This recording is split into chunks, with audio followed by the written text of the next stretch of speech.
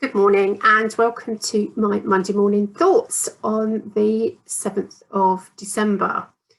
So for those of you who are watching today, we've made it. I know it's not quite the end of the year, but we have all navigated in some way, shape or form, probably a year that will be poured over for decades and centuries to come on what occurred this year. So the mere fact that we've got here, I think we should actually be very grateful for, because there are many who have not. You know, it hasn't been a great year for many, many individuals across the whole world, not for us just here in the UK. But as this year comes to an end and the amazing news of the vaccines is with us, it casts a new perspective on 2021 and what is to come. But what I've been doing is having some really interesting conversations with a range of people about their experiences and insights as they look back at the 11 months that have just passed. And these are actually really positive stories. These are nuggets of information. These are experiences that they would never have had this awful year not occurred. And one of them is around new skills, and particularly those who have gained skills around IT and working online.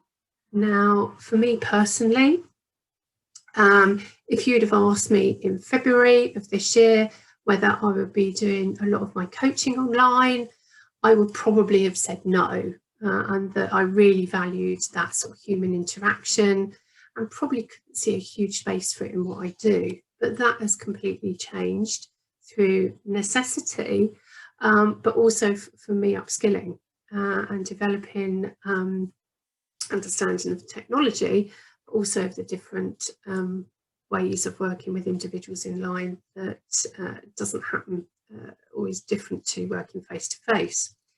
And another aspect of this, which I'm really thinking about a lot recently, is so many people I know who have engaged in IT, technology and working online, who would never have embraced those skills prior to COVID.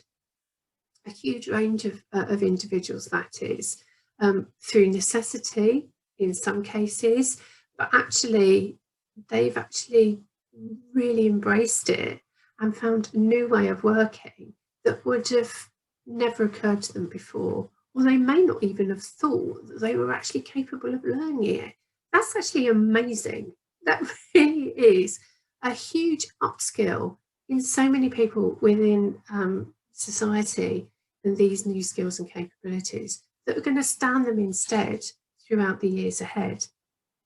I did some outplacement this year for some individuals who were hit in the hospitality industry, and there were a range of nationalities, and a few of those individuals were actually on furlough in their home countries in Europe, but I was still managed to sort of coach them and support them. That would have never have been possible, not because of the geographic distances involved. There would have been no opportunity to meet face to face. So there's an inclusivity piece here that I think is really important. I've attended conferences and networking meetings virtually that I would never have done before, and joined groups potentially that I would not have done if I'd have needed to go there in person, because it just wouldn't have worked for me in terms of the travel, the time, etc.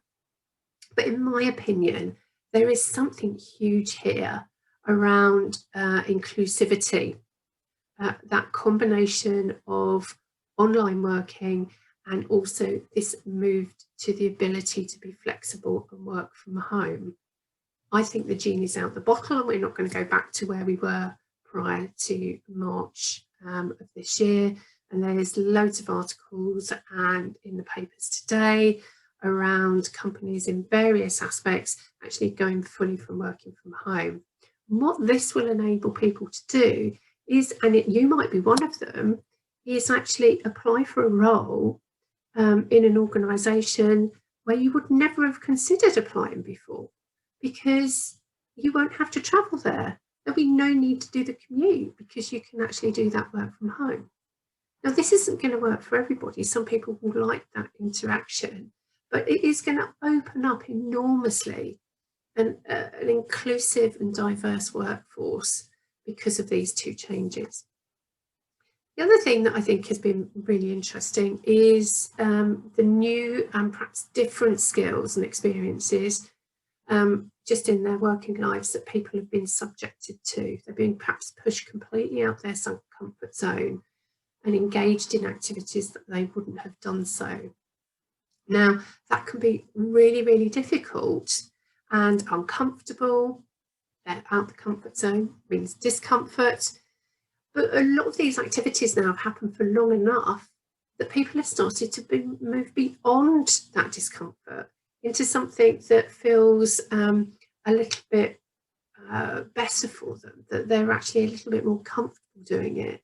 They've actually moved that hugely and will potentially look at roles and activities and things they do in their work from a totally different point of view than they were previously. I had one client who got put back into a scenario that she'd been in previously and didn't think she would perhaps do that again in her career, but has actually risen to the challenge of being in this role that she thought was actually not going to be part of her future. And he's now looking at her career from a completely different perspective. He's engaged, he's looking at promotion into a role that probably 8 to 9 months ago she wouldn't have even considered. So there are lots of these stories coming out as well. That's from a professional perspective, but I think it's really important as well that I think personally lots of individuals have found positivity and solace out of some of the simpler things in life. Perhaps time with family. I had a really interesting conversation with someone who knew a CEO right at the top of their game, who was committed to their organisation, but will probably go away on a Monday morning, work away from home all week, and come back on a Thursday evening to spend time with the family.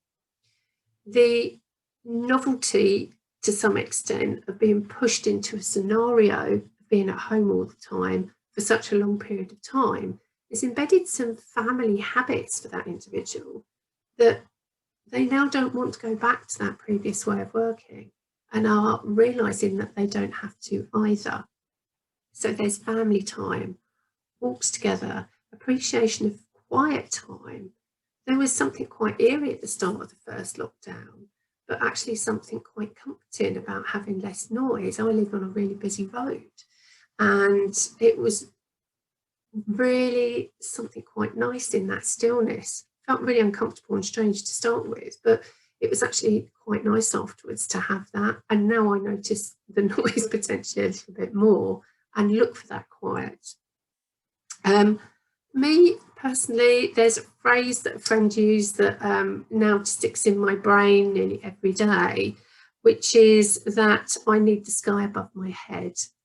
And what I've realised is when I used to dash about in my life, pre-working for myself, and since then going about to meetings, travelling, walking around, all those things that have been taken away from us a lot in COVID also took away something that I didn't realise I needed every day. And that was the sky above my head. Just walking to and from a train station, for example, perhaps walking to a meeting, just being outside, being able to look up and see the sky. And that's something now I build into my day. I've also found local parks and things on my doorstep that I appreciate far more than I ever did when I was rushing around. I've also used gratitudes in my journaling on a daily basis. And I've realised that actually some of the things that I'm most appreciative of are even some of the simplest things, really small things, like getting up in the morning and put a fluffy dressing gown on. You know, now I do that every morning, and I'm just so grateful to have that. And that has made me so much grateful. And when things don't go right, when things, plans don't go as you want them to, when you're having a really bad day, we all have them, I have them too. I just found a new sense of, actually, yeah, it's really bad, but I've still got so much. I've still got so much to be grateful for. So the thought I want to leave you with today is, what positives are you going to take from 2020? Even amongst everything that's happened, you know, what are the positives that you can take away? And I look forward to speaking to you again next week. I will be starting to look forward to 2021. Speak to you soon.